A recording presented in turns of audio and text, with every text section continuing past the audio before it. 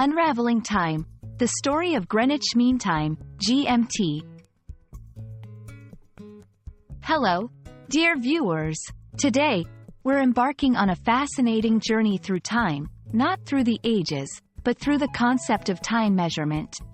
Specifically, we're going to unravel the mystery and importance of Greenwich Mean Time, GMT. Whether you're a traveler, a student, or just curious, understanding GMT is essential in the global village we all share. Let's dive into the history, purpose, and current relevance of GMT. Greenwich Mean Time, GMT, is a time system that was established to aid in naval navigation and has since become a global standard for timekeeping. It is the mean solar time at the Royal Observatory in Greenwich, London. Simply put, it's the clock time at the location where the prime meridian, 0 degrees longitude, is situated.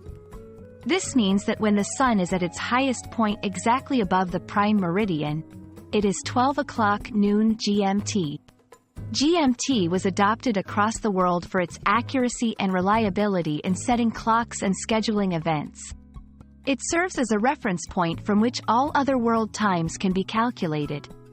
Before the widespread use of GMT, cities and countries kept their own local time, leading to confusion and inconsistency, especially for travel and communication. The prime meridian is an imaginary line that divides the Earth into the eastern and western hemispheres. It is set at 0 degrees longitude. The selection of Greenwich as the location for the prime meridian was made at the International Meridian Conference in 1884. This decision standardized timekeeping around the world, as countries agreed to use the prime meridian as the base for their own time zones. The establishment of the prime meridian and GMT facilitated global navigation, trade, and communication. It allowed for a universal understanding of time, irrespective of geographical differences. This was particularly crucial in the age of sea exploration and has remained relevant in today's digital and globalized world. Despite the introduction of Coordinated Universal Time, UTC, in 1972, which is more precise due to its atomic clock basis, GMT continues to be widely used.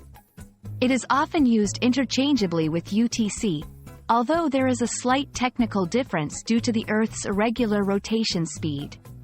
GMT remains a term used in common parlance, in media, and in some timekeeping applications.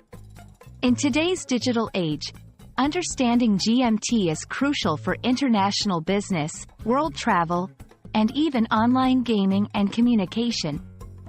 It serves as a global meeting point, a way to synchronize clocks in a world full of different time zones. To use GMT effectively, it's important to know the difference between your local time and GMT. This will allow you to calculate the current time in any part of the world. For example, if your local time zone is GMT +3, you are 3 hours ahead of GMT. To find the current time in GMT, you would subtract 3 hours from your local time.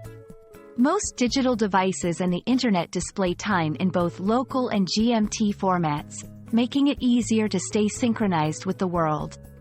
Understanding GMT also helps in planning international meetings, flights, and in the broadcasting of live events to ensure that viewers around the globe know when to tune in.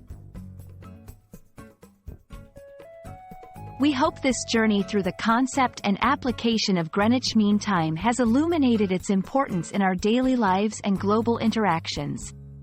GMT is more than just a time standard.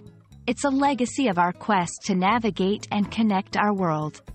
Whether you're scheduling a call with someone on another continent or trying to understand historical timelines, GMT plays a crucial role in bridging time and distance. Thank you for joining us on this temporal voyage. May your clocks always be synchronized, and your time well spent. Until next time, goodbye and take care.